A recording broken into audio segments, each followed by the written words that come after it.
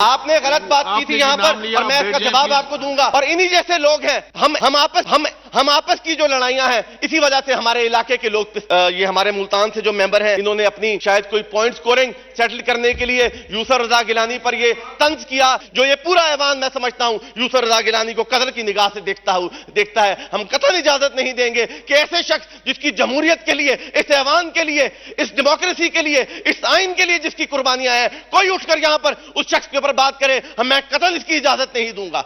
हमें हिपोक्रेसी के साथ काम नहीं करना चाहिए और हमें अपने स्कोर सेटल नहीं करने चाहिए। हम लोगों को, हम सराइकी लोगों को ये लॉलीपॉप देकर यहां पर आ जाते हैं कि हम तुम्हारा सूबा बनाएंगे और यहां पर बस मीठी मीठी बातें करके, तकरीरें कर उनको लॉलीपॉप देकर हम खुश कर देते हैं और प्रैक्टिकली कुछ नहीं करते। जनूबी पंजाब सूबे के लिए अगर किसी ने कुछ किया है तो वो पाकिस्तान पीपल्स पार्टी की हुकूमत थी। वो यूसुफ रजा गिलानी साहब जब वजीर आजम थे तब वो अमली तौर पर बनाया गया, तब वो कमेटी बनी गई, तब उसका बिल ले किया गया, तब पार्लियामान ने उसका बिल दिया और तभी वो सेनेट में गया और आज भी वो सेनेट में मौजूद है। लेकर आए उस बिल को। हमें ये कहते हैं कि वो बिल पार्लियामान में क्यों नहीं पास हुआ?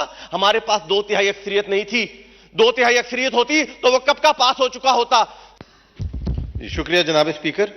जनाब स्पीकर, आज जो बजट की स्पीच है, मैं उसके ऊपर इस ऐवान को और अपने जिस इलाके से मैं बिलोंग करता हूं उनकी तरफ से मैं बात करना चाह रहा था, लेकिन क्योंकि आज मुल्तान से ही हमारे इस हॉल के में बैठे हुए मेंबर साहबान ने एक सराइकी सूबे पे बात की, मेरे बजट की तकरीर के अंदर भी ऑब्वियसली उसका हिस्सा था, पर मैं अब उनको जवाब भी देना चाहता हूं और मैं चाहता हूं कि मैं पहले सराइकी सूबे से बात करूं।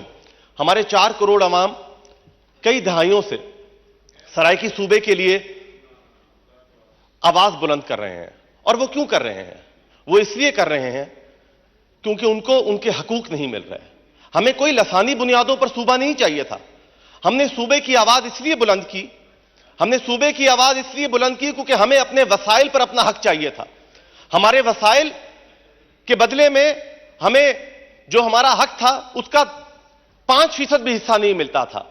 लेकिन उसी मुल्तान के बेटे, जिसकी एक फाजिल मेंबर ने बात की कि वो मुल्तान का बेटे ने क्यों नहीं असेंबली के अंदर बिल पास होने दिया, मैं इस ऐवान के अंदर कम से कम हमारे डबल स्टैंडर्ड्स नहीं होने चाहिए। हमें हिपोक्रेसी के साथ काम नहीं करना चाहिए और हमें अपने स्कोर सेटल नहीं करने चाहिए।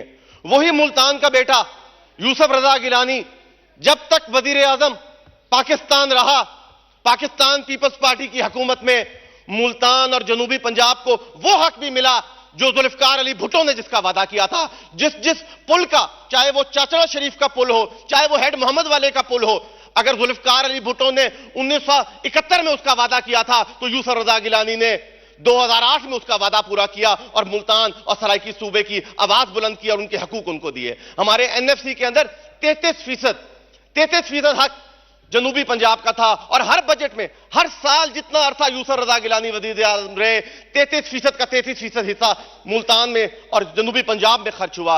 ये वो मुल्तान का बेटा है जिसकी वफादारी पे आज कोई शक कर रहा है, तो मैं सख्ती से इस अल्फाज की मुजम्मत करता हूं। ये यहां पर जो बैठकर बाकी लोगों की तारीफें हो रही हैं, सेनेट के अंदर हमने यूनानिमसली जनूबी पंजाब का बिल पास करवा दिया, आज भी पड़ा है। मुझे अफसोस है कि ये जब हुकूमत में थे 2018 में, ये वही बिल लेकर आ जाते। वैसे तो ये सारे बिल पास कर लेते थे, वैसे तो ये सारी अमेंडमेंट्स बुलडोज करके पास कर लेते थे। अगर ये इतने वफादार होते उस मिट्टी के साथ, उस धरती के साथ, तो ये तकरीर आज ना कर रहे होते। ये 2018 में जब मेंबर बनकर आए थे, इनको चाहिए था कि ये तब तकरीर करते और तब जनूबी पंजाब की बात करते। ये आज बात कर रहे हैं, इनको आज एहसास हो रहा है क्योंकि इनको वापस जाना है, इन्होंने वापस जाकर अपने वोट लेने हैं। हमारा दुख ये है, हमें अफसोस इस चीज का है कि कभी सराइकी पार्टी बन जाती है और हम सराइकी लोगों को ये लॉलीपॉप देकर यहां पर आ जाते हैं कि हम तुम्हारा सूबा बनाएंगे और यहां पर बस मीठी मीठी बातें करके, तकरीरें कर उनको लॉलीपॉप देकर हम खुश कर देते हैं और प्रैक्टिकली कुछ नहीं करते। अगर प्रैक्टिकली सराइकी सूबे के लिए जनूबी पंजाब सूबे के लिए अगर किसी ने कुछ किया है तो वो पाकिस्तान पीपल्स पार्टी की हुकूमत थी। वो यूसुफ रजा गिलानी साहब जब वजीर आजम थे तब वो अमली तौर पर बनाया गया, तब वो कमेटी बनी गई, तब उसका बिल ले किया गया, तब पार्लियामान ने उसका बिल दिया और तभी वो सेनेट में गया और आज भी वो सेनेट में मौजूद है। लेकर आए उस बिल को। मैं यहां पर तमाम मेंबरान को कहता हूं कि आए, हमने ये कहते हैं कि वो बिल पार्लियामान में क्यों नहीं पास हुआ। हमारे पास 2/3 अक्सरियत नहीं थी। 2/3 अक्सरियत होती तो वो कब का पास हो चुका होता। सेनेट के अंदर यूनानिमस तरीके से अगर पास हुआ तो उसके अंदर भी यूसुफ रजा गिलानी साहब का किरदार था। तो मैं इनकी ये हमारे मुल्तान से जो मेंबर हैं, इन्होंने अपनी शायद कोई पॉइंट स्कोरिंग सेटल करने के लिए यूसुफ रजा गिलानी पर ये तंज किया कि वो मुल्तान का बेटा होकर उन्होंने क्यों नहीं पास होने दिया। क्या इनको पार्लिमानी नॉर्म्स का नहीं पता? क्या इनको नहीं पता कि कैसे वोटिंग होती है? और ये कहते हैं कि आप क्यों नहीं पास कर रहे हैं? आपने गलत बात की थी यहां पर और मैं इसका जवाब आपको दूंगा। और इन्हीं जैसे लोग हैं, हम आपस की जो लड़ाइयां हैं इसी वजह से हमारे इलाके के लोग पिसते हैं। हम कितना बड़ा दिल कर लें, लेकिन ये कुछ छोटे लोग जो हैं वो अपनी छोटे फायदों के लिए ऐसे जो मौसम जनूबी पंजाब है उस पर जब इल्जाम लगता है, इस ऐवान के अंदर जो ये पूरा ऐवान मैं समझता हूं यूसुफ रजा गिलानी को कदर की निगाह से देखता है, हम कतई इजाजत नहीं देंगे कि ऐसे शख्स जिसकी जमहूरियत के लिए, इस ऐवान के लिए। मैं ये भी कहूंगा कि हमारा कोई पॉलिटिकल डिफरेंस नहीं है। मैं भी तनकीद कर सकता हूं हुकूमत के ऊपर। जब मेरे इलाके के अंदर कोई महरूमियां होंगी तो मैं भी उसका गिला करूंगा, शिकवा करूंगा। हम पॉलिटिकल लोग हैं, हम रैलीज के अंदर ही शिकवा करते हैं, हम बंद कमरों में नहीं करते।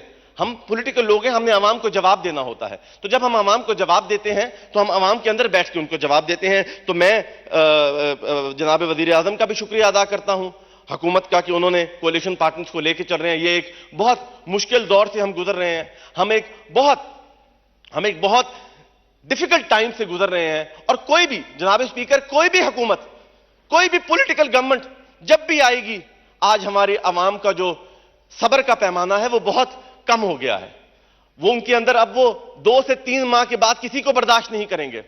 अगर हमें कोई भी पॉलिटिकल गवर्नमेंट स्ट्रिक्ट मेजर्स लेगी तो वो अनपॉपुलर होगी।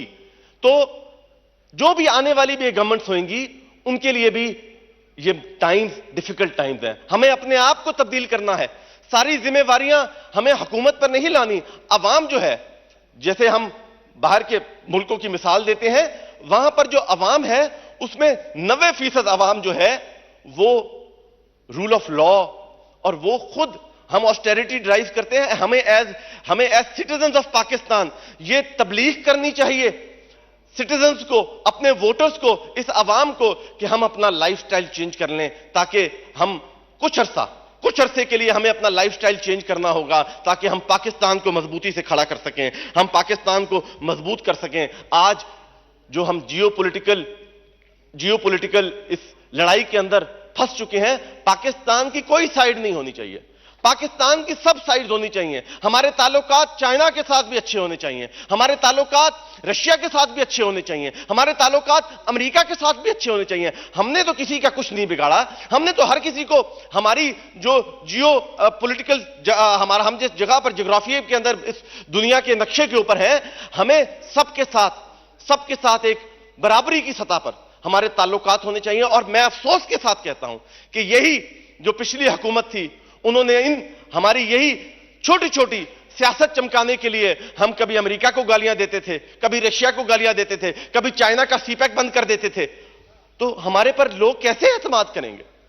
हमने ये एतमाद, कॉन्फिडेंस बिल्डिंग मेजर्स हो रहे हैं जो वजीर आजम कर रहे हैं, जो फॉरेन मिनिस्टर बिलावल भुट्टो जरदारी कर रहे हैं, ये कॉन्फिडेंस बिल्डिंग मेजर्स, हम एक ग्लोबल विलेज है ये दुनिया, और हम उसके अंदर रहते हुए हमें सबके साथ मिल बैठकर काम करना है। हमें कतन ये नहीं कहना कि ये साइफर आ गया है, ये पर्ची आ गई है, तो ये रिजीम चेंज हो रही है। हम कब तक अपनी सियासत की खातिर इस मुल्क को कुर्बान करते जाएंगे? कब तक हम अपनी कुर्सी की खातिर इस मुल्क को कुर्बान करते रहेंगे? आज ये जो बजट आ रहा है, आज हमारा वजीर आजम पेरिस में IMF की मीटिंग के लिए रिक्वेस्ट कर रहा है, तो किस लिए कर रहा है? एक जो प्रोग्राम साइन हो चुका है वो प्रोग्राम हॉल्ट कर दिया गया, क्यों किया गया?